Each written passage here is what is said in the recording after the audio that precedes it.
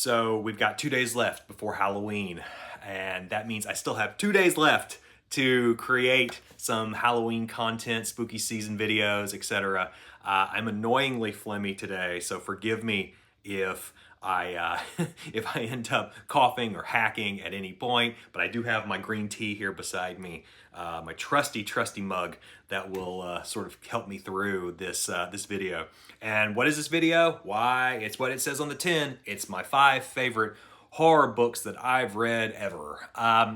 It's kind of evenly split between short story collections and novels at this point. 3 novels, 3 short story collections. Though, yeah, I know I said 5, but I'll get to that in a second. Hopefully the frog in my throat as we make this journey will not choke me, though that's probably a pretty good idea for a story. I'll write that down. So at number 5, this is where the extra book comes in that I mentioned. It's not like a tie or anything like that. Instead, it is, according to my library, 2 books, because Clive Barker's Books of Blood required 2 books. It's actually 6 books, which makes it even more sort of silly to call it a top 5. But I'm gonna go with it. Please, it's my list. Just run with me, guys.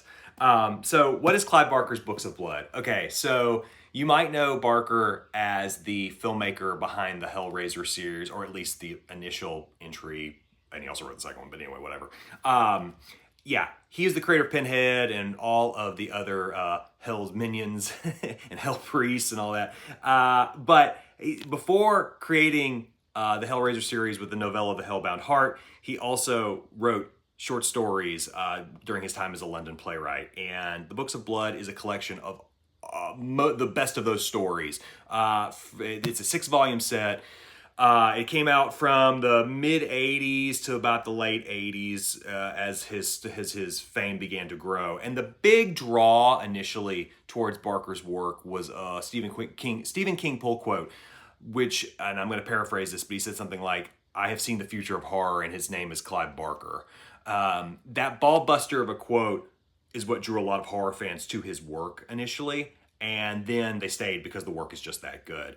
Now, one of the things I really like about the Books of Blood, it's kind of twofold, but one is that its breadth and variety of storytelling is very apparent even from the very first book. So the initial story, The Midnight Meat Train, is kind of a gory slasher thing that eventually builds into more of an eldritch, elder god kind of horror story. And then it's followed up immediately by The Yattering and Jack, which is the kind of dark comedy fantasy thing that someone like Neil Gaiman would tell. And then you have a story like Sex, Death, and Starshine, which is a very gothic sort of, for lack of a better term, sort of necrophiliac almost story.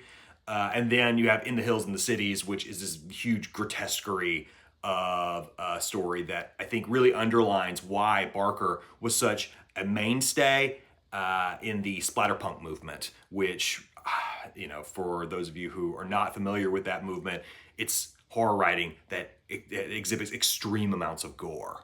I will say, sort of as a warning for anybody who's never read this work, it is pretty grody, and depending upon your tolerance for that kind of thing in text, it may not be for you. But for those of you who are really interested in sort of the great vanguard in horror and dark fantasy of the 80s and early 90s, this is a great set of books to get. My only real bummer about it, I guess if I have like a complaint, is that I can't find matching sets. It's just an aesthetics thing, but you can get this initial volume here that Berkeley put out in almost any used bookstore. I can go to Half Price Books today and find it. But this Sphere edition of the latter sets, volumes 4 through 6, it's smaller, it's not as nice, the paper quality is certainly cheaper feeling, and it just kind of feels like a mass market paperback that's been bound together, whereas this has the feel of a nicer trade paperback. But that's a minor complaint. I mean, you know, if you like this, you're gonna wanna read this anyway. It's just the way it works. And also, on top of that, there's a lot of source material for future, at least, you know, in terms of the timing of this, what would become Clive Barker films. So There's the source material for the Candyman in this series. There's the source material for not so good film Rawhead Rex, but you can read the much better story here, as well as Lord of Illusions, which was one of Barker's last directed films, and it's sort of his other signature character, other than the Hell Priest or Pinhead or whatever you want to call him, and Harry D'Amour. So really essential for the 80s horror lover, and I do recommend it here at book number 5. Okay, at number 4, we've got Black Dahlia by James Ellroy. Now, I can hear you saying it already. Kyle, that's not a horror book. And I understand, I sympathize with that take. I really do. But I will say that one of my favorite booktubers, Steve Andrews, the Outlaw Bookseller, put this so beautifully, that horror kind of comes in 3 different flavors. You've got, and I'm going to paraphrase and butcher this completely, but you've got the horror of the supernatural, which is more fantasy based. You've got the horror of the rational, which is science fictional based. And then you've got the horror of the interpersonal, which is more crime based. And I will argue, much like with The Silence of the Lambs, which is a serial killer book that everyone pretty much acknowledges is both a crime and horror hybrid, The Black Dahlia, which dives deep into the depravity that humanity has capable of at its core.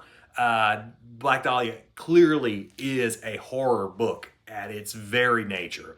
It deals with the real-life Black Dahlia murder of Elizabeth Short, and in the late 40s, early 50s, and the Los Angeles Police Department that was investigating this still unsolved crime, though I will say Ellroy presents his own solution to the crime by the end of the book. But it deals with a detective named Bucky Bleichert and his partner Lee Blanchard, and the twists and turns and the interpersonal relationships that they are dealing with throughout the course of this investigation, as well as the struggle internally that Bleichert faces as he becomes obsessed with the Dahlia, Elizabeth Short, the victim of this murder, and he begins to see her in other people, and he also is facing the corrupt nature of the Los Angeles Police Department, which is something that bluntly, still exists to this day in the LAPD. So this is something that I think is a fascinating look at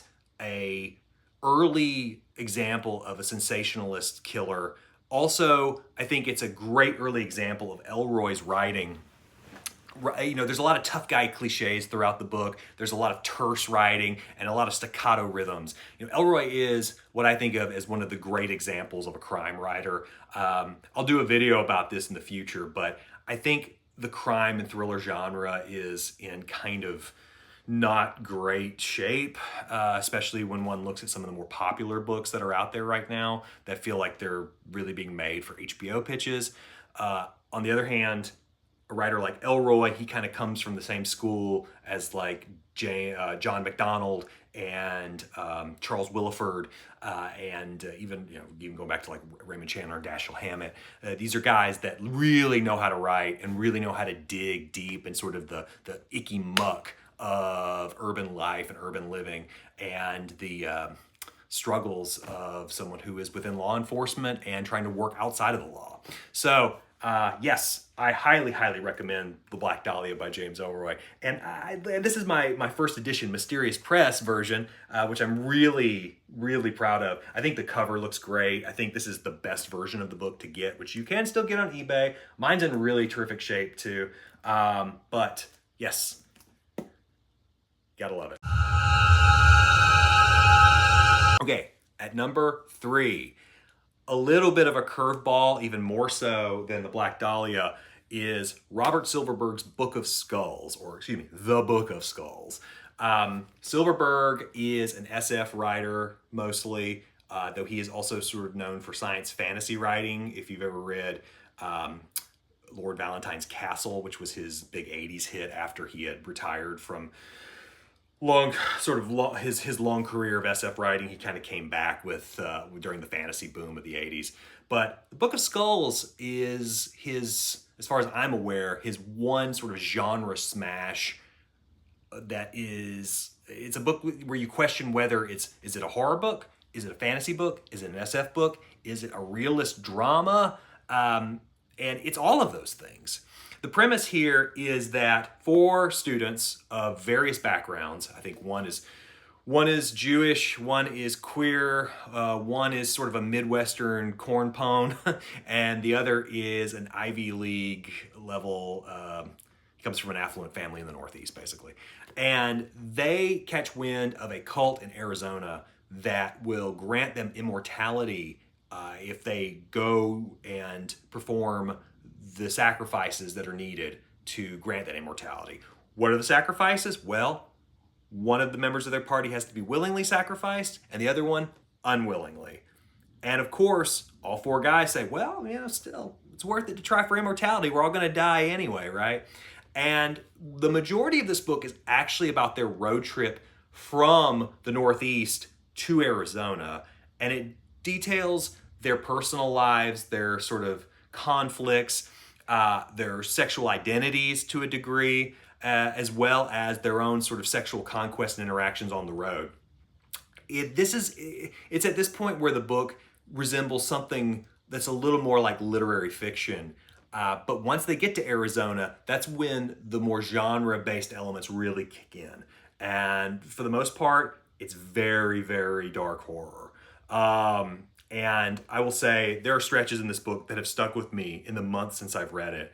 Silverberg is a cracking writer, just one of the best from the 1960s and 70s and 80s. And I think he's very underread to a degree, especially in the mainstream. He's somebody that I think probably deserves a little more adulation overall as one of the major writers of his era.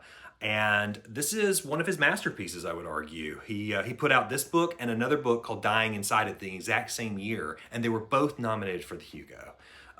Neither won, unfortunately, but I think this is an excellent starter book for him. If you're interested in how he can flex his literary muscles over multiple genres and how fearless he is as a writer, this is a great book to check out. Plus, it's really short. I mean, I think it was 220 pages. I read this in 2 days, and I'm a very slow reader. So, number 3 with a bullet. All right, at number 2, I think this book is one of 2024's most important collections, and I will tell you why now. It is Harlan Ellison's Greatest Hits. So I was aware of Ellison when I was a kid. He used to have this little short program that would pop up on the Sci-Fi Channel called Harlan Ellison's Watching, and he would talk about whatever topic he wanted to talk about, be it Superman comics or random movies or television shows or just the state of science fiction in general. And I didn't know much about him other than that. I never read any of his work. I was sort of casually aware of the video game I Have No Mouth But I Must Scream, which was based on one of his stories, but I never played it. So I only knew so much. But when this was coming out, I knew I had to grab it because so much of his work after his death has gone out of print, unfortunately. And I think some of that is tied into the fact that after he died, his wife died, J. Michael Straczynski became sort of the literary executor, and he had to work out a deal to get his work back into print. And this was the first initial volley of that effort. It is a collection of a lot of Ellison's best work. I think a few things are missing, like A Boy and His Dog, but while I'll talk more about Ellison in a future video, of course, I think it's important to note that this also includes a lot of very good horror stories. I mean, if we go through it, some of the stuff just really knocked my socks off. But for example, I Have No Mouth and I Must Scream is a science fiction story, but it's also very horrific. We have The Death Bird, which I will be honest and say I think is one of the best short stories I've ever read. It's a story that is deals with both sort of a biblical allegory as well as a confessional about Ellison dealing with the passing of his beloved dog, who was also the inspiration for A Boy and His Dog. I I read the story and I was truly, truly shell-shocked. I sat in my chair and just kind of, I didn't sob, but I came really close to it, as close as a book has ever really made me feel in a very long time. Where it's also The Whimper of Whipped Dogs, which is an incredible story about the Kitty Genovese slaying, and how, I mean, it's apocryphal now, right? But the idea that people would just watch her be murdered in an alleyway outside in New York as they're looking on from their apartment windows, and no one did anything. And this story dives into what was the cause of that? What was the sort of impetus for their inaction? And was there something deeper and darker at hold there? And then, of course, we've got things like Pretty Maggie Money Eyes, which is kind of a fun sort of EC Comics type story. And then Mephisto and Onyx, which is another really terrific story about a serial killer with psychic powers and a detective. And just really, really, really, really like fascinating stuff. So, and then on the downhill side, which is another story he wrote that just broke my heart, especially in terms of a man's relationship to his pet. So, there's a lot of SF here. There's a lot of like fantastical stuff here too. So it's not all horror, but the horror that's here is the kind of stuff that I wish I could write something this good. I really do. And I think if you're an aspiring writer like me, it's important to read some of the best examples of genre fiction, especially in the short form. I can't express how important it is to pick this work up. It is the most important book that came out this year, and I'm certain I will be talking about it again in a couple more videos, not only in a yearly wrap-up, but also when I do an Ellison video and a retrospective in general. This is for sure, as essential as it gets. Happy Halloween. And we come to number 1. So you're probably wondering what it is, but I will just go ahead and say, what is it? It's it! So yeah, this is the great American horror novel by far. There's a lot of Stephen King books I could have put in this list. And again, I hate that so much of my content early on has been about King. It just happened to be the mood I was in, I guess. But yeah, it is as good as Stephen King has ever produced. It's as good as the horror genre within the last, I think, 50, 60 years has produced. This is a book that I think takes the template of Ray Bradbury's Something Wicked This Way Comes and turns it into something even more terrifying. If you've seen the movies, you know the story. You don't need me to go over it. But, just the imagery of Pennywise, the scope of the story in terms of the storytelling as kids, as well as like when they're adults, and the ability to build a believable town in Derry. I think it is still my favorite of King's fictional settings. And I will say too, one of the things that really strikes me about this book is how it underscores childhood fear and how that impacts us as adults. There are still things that when I was scared of as a kid, they have marked me forever. And this book is the only book I've ever read that captures that. There's a lot of imitators. I mean, we see books out nowadays that try to take that Stranger Things formula where it's kids on a bike and they go on adventures. And of course, they deal with something monstrous. And again, this stuff has existed before it. The films of Steven Spielberg, some of the Fred Decker movies, etc. But this is really that kind of storytelling perfected. I mean, even down to the allusions to Roanoke. I mean, this just the history is so incredible. Also, if you read this, then you can turn around and read 11/22/63. So you can read it in October and 11/22/63 in November because they do dovetail together. And you could read Insomnia in between if you wanted to get the full Derry picture, but to be honest with you, I don't think Insomnia is that good. But it in 11/22/63, masterpieces. So anyway, that's my top 5 horror books that I've read so far in my life. Let me know what you think about those books, and if you've got any other suggestions, or provide me your own list. I'd love to hear what you guys have really enjoyed. Maybe there's some things that I don't have, and you know, enable me to buy more things that I don't have space for. That would be great. Anyway, guys, happy Halloween.